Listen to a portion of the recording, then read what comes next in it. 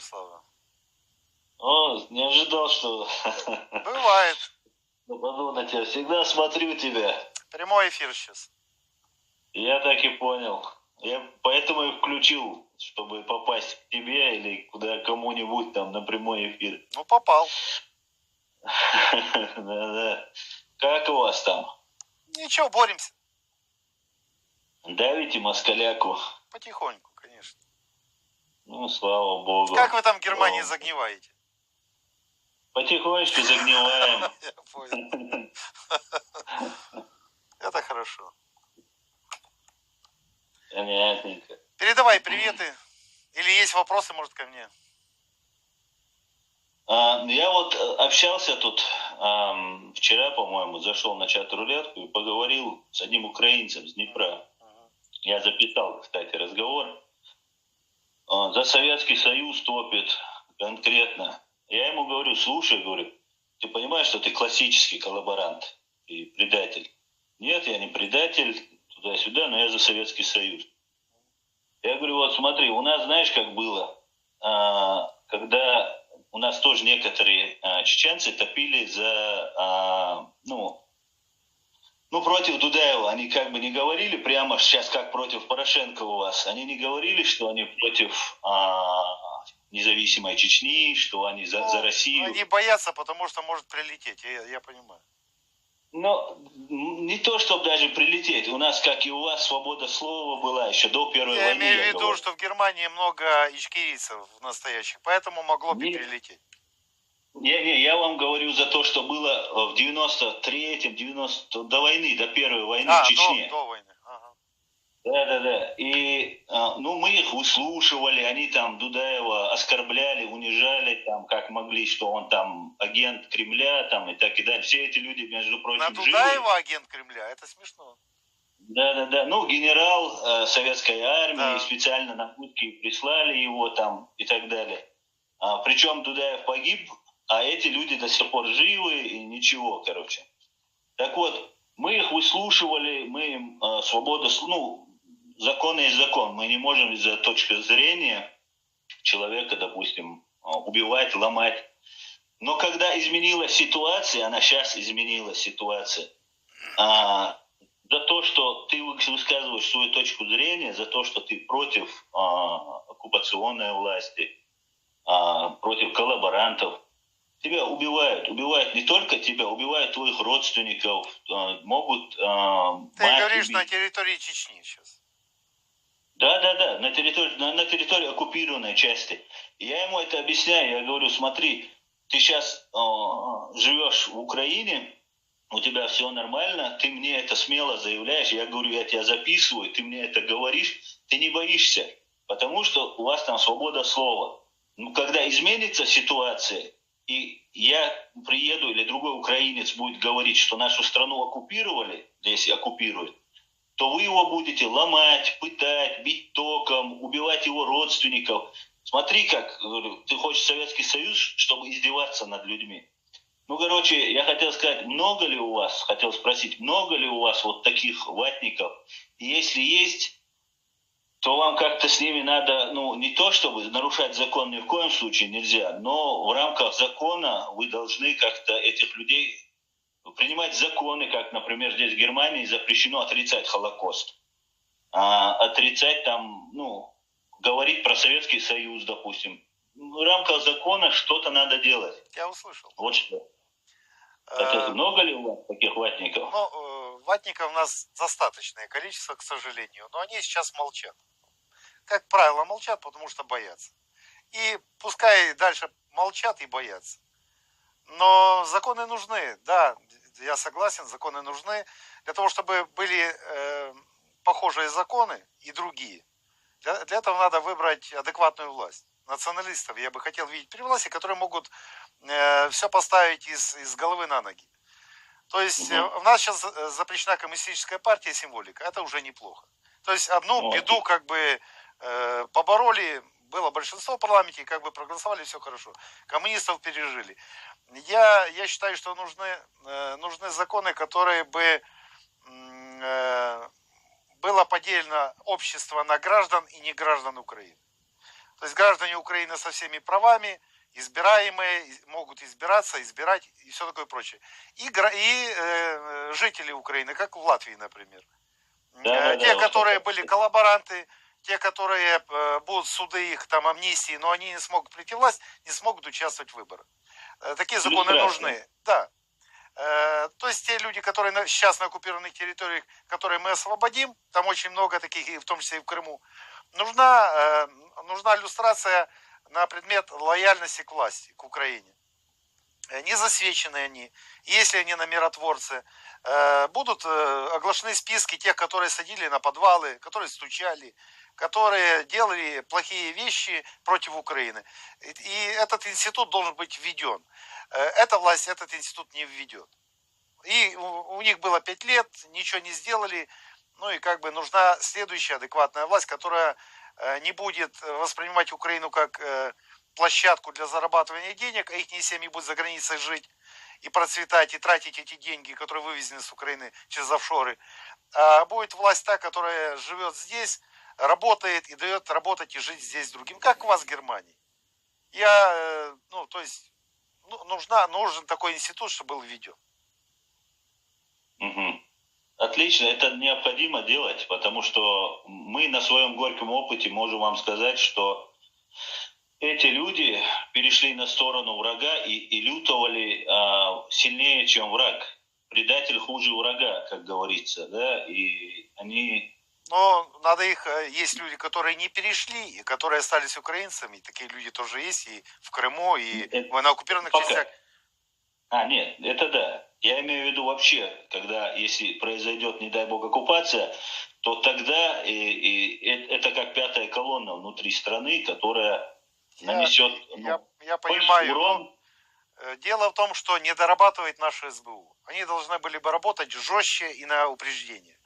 Если есть информация у человека, вот ты разговаривал, вот это видео где-то увидели, сразу надо, чтобы там были представители наших специальных органов, которые пообщались бы с такими украинцами, которые рассказывают о том, что они рассказывают. Пускай они дадут объяснение, пускай работают суды.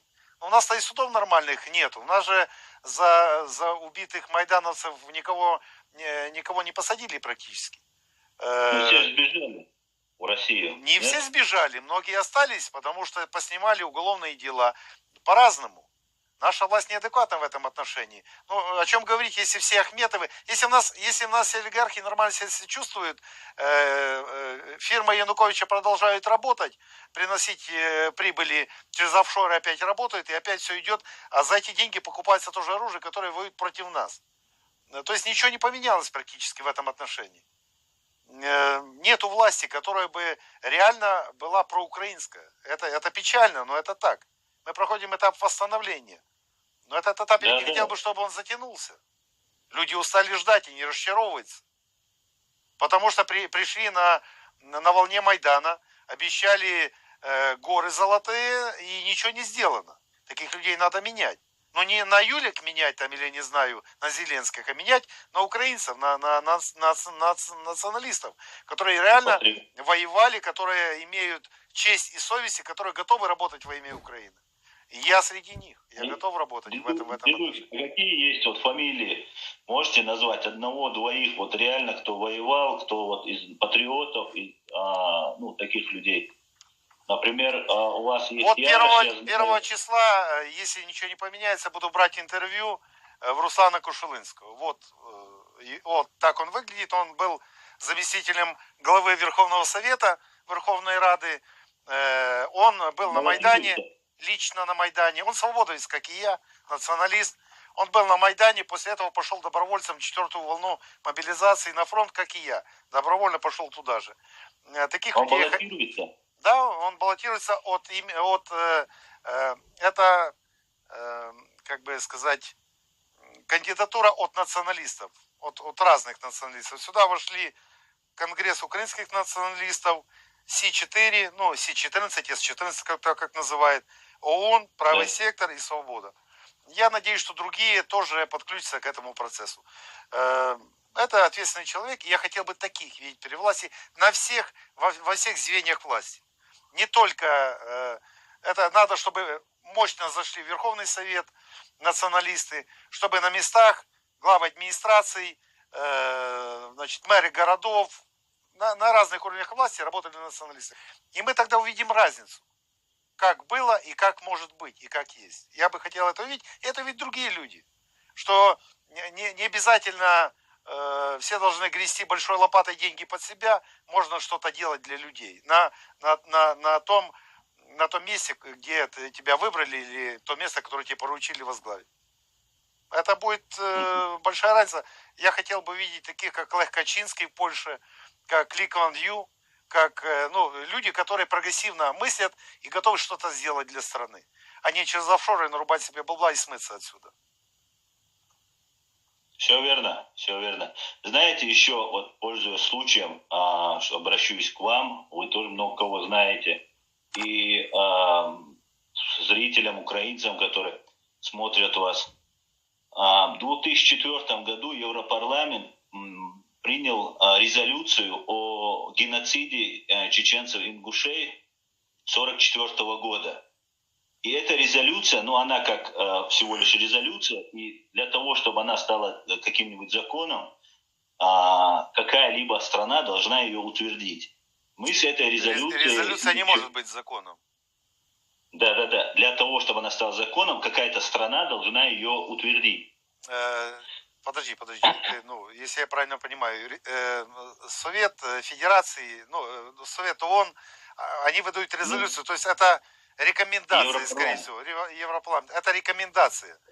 Но это не может быть законом. Такие законы могут принять страны конкретно. Вот, благодаря этой резолюции можно принять внутри страны закон. Парламентом той страны, которая конкретной страны. Совершенно верно. Вот Европарламент принял эту резолюцию, и мы, в первую очередь, это старшие, которые вот занимались им, теперь и мы этим занимаемся. Мы обращались в Раду, обращались в 15-м, по-моему, году обращались, и вопрос завис. Мы и к грузинам обратимся сейчас, 23 февраля мы сейчас документ подготовим, именно к годовщине депортации 1944 года, и хотели бы донести этот вопрос до Рады, потому что вы воюете не только на фронте, вот вы сейчас ведете информационную какую-то, войну, борьбу, там где-то в Европарламенте ваши депутаты там отстаивают ваши позиции.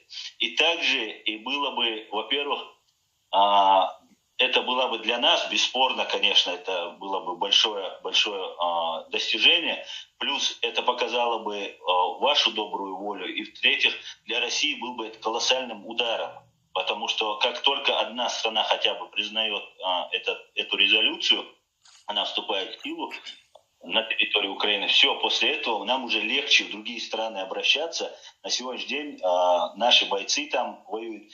И я вам скажу, здесь в Германии, в Европе нас около 300 тысяч. Так вот, если бы ваша власть в лице Верховного Главнокомандующего официально давала на государственном уровне гарантии и сказала бы, что ни один чеченец, не только чеченец, здесь и другие есть кавказские народы. Те же и грузины. Грузины, дагестанцы здесь есть, ингуши есть. И мы никого не выдадим России, ни при каких обстоятельствах, на законодательном уровне. Приглашаем вас, сейчас вам необходимости в принципе нет, у вас сами справляетесь. Нет, у нас воюет батальон имени шейха Мансура, я к ним езжу периодически. То есть... Я видел недавно. Я имею в виду, что тысячи отсюда добровольцев к вам с удовольствием приехал, если бы на государственном уровне. Плюс, если бы, допустим, был бы принят закон о геноциде чеченцев, то это, ваша страна для нас стала бы, я не знаю... Я поддерживаю твою сейчас мысль, я ее поддерживаю, и она должна иметь право на жизнь в Украине. Тем более того, я этот вопрос задам Кушелинскому, у которого буду брать интервью. Я задам этот вопрос. Дякую. Как его мнение, как будущего президента Украины. Это интересный вопрос и правильно поставлен. Конечно, надо признавать геноцид и крымско-татарского народа. К счастью, у нас это прошло через Верховную Раду, и других народов, которые борются. Это надо делать. Конечно. Да, я тоже общаюсь с некоторыми украинцами, общаюсь там с ребятами, с чеченцами, которые у вас там в Украине общаюсь. Ну, мы этот вопрос поднимаем, сейчас готовится документ. Какой был ответ в 2015 году? Или вообще тишина? Через кого вы передавали? Я вам сейчас скажу, у меня даже есть одну секунду. Через кого-то с народных депутатов передавали документ? Или через фракцию? Сейчас я вам скажу. Короче говоря, обращался Майырбек Тарамов, там у нас есть один кому? Правозащитник. Так, Верховная Рада ответила Тарамову не миря. Не миря, да, есть такое. За повагою Головного комитета Верховной Рады Комитет питания, прав людини, национальных меньшинств и межнациональных відносин. Да. Взаимоотношений, да. И? Да. И, ну, это было тогда еще. Так какой ответ был? Был какой-то ответ письменный? Да, письменный ответ. Ну, здесь по-украински, за доручением Голови Верховної Ради України, Комітет Верховної Ради України з питання прав людей, національних меншинств і так далі, чеченському народу, що відбувалося у лютому 44-го року. На вашу думку, це стало превентивным механизмом для... Ну, это то, что вы писали преамбулу. А какой ответ? Вот я ответ читаю, его ответ читаю. Вот этого не мире, ответ я читаю. Понял. Комітет засуджує будь-які дії, призвели до порушення прав людини. Ну, короче, я плохо читаю. Я тебя понимаю, ты читаешь.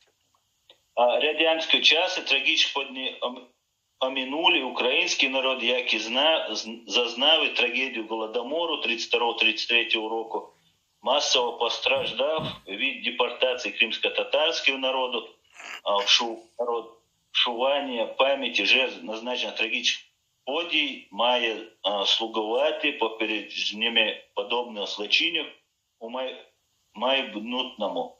Комітет звернувся до Міністерства закордонних справ України та до Інституту законодавства Верховної Ради України з проханням надати експертний висновок щодо можливості вирішення порушеного вами питання. Я так понял, они на экспертную комиссию отправили этот вопрос, я понял. Да, и на этом зависло все. Это было 19 березня 2015 року. Можно этот текст вашего обращения мне на почту переслать, и я распечатаю и передам ему этот текст 2015 года со своими координатами, как связаться, ну или с кем связаться, кто там возглавляет, ну, с вашей стороны.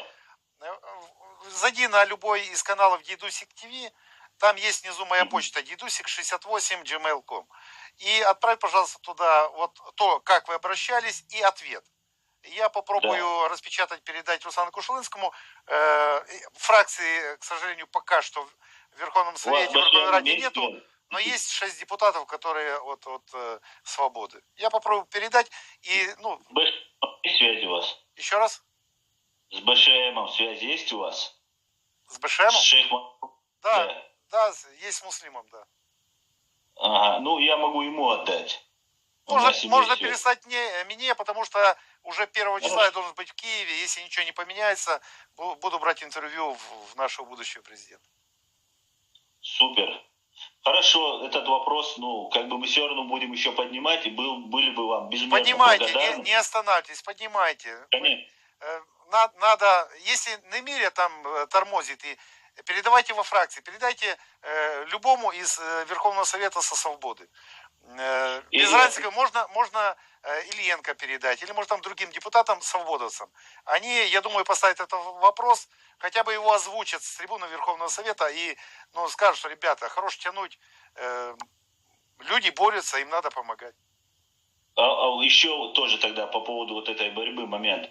Мы как государство, да, полностью, ну сейчас в настоящее время временно оккупированы, не часть, а вся территория. Но при этом международное право считает, что для существования государства необходимо 4 условия. Это население, народ, нация, территория, это все у нас имеется.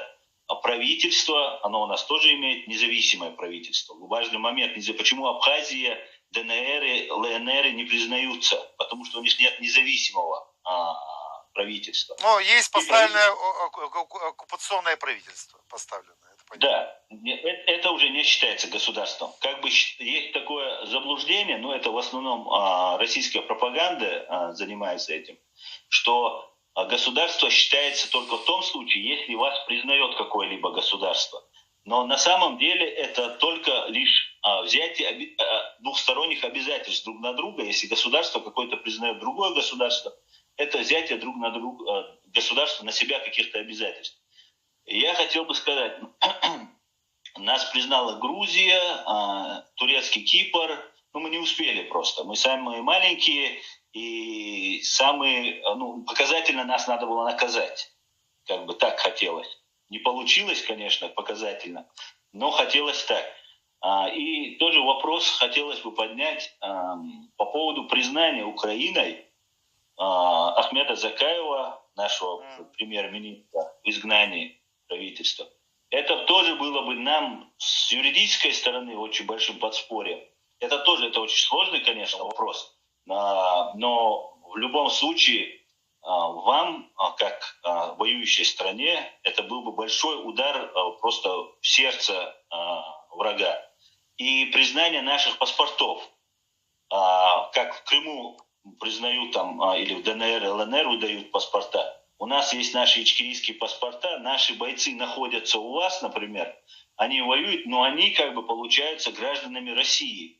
И ваша прокуратура, как с Тимуром Тумгоевым, допустим, я понимаю. И происходит так, что Украина обязана выдать, она не обязана выдать. Нет. Это такая ошибка власти, что они просто еще не поняли, что они сделали.